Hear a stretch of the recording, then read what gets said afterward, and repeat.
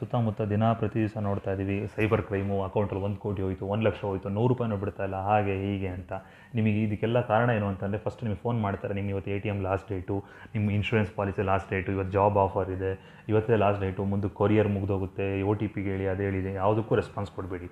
ಇದಕ್ಕೆ ರೀಸನ್ ಇದು ಕಾಲು, SMS, WhatsApp, Facebook ಏನೇ ಇರಲಿ ರೆಸ್ಪಾನ್ಸ್ ಕೊಡೋಕೆ ಹೋಗಬೇಡಿ. ಈವನ್ ಇಮೇಲ್ ನೀವೇನು ದೊಡ್ಡ VIP ಅಲ್ದಿದ್ರು ಕೂಡ ಅದು ರೀಸನ್ ಇದೆ.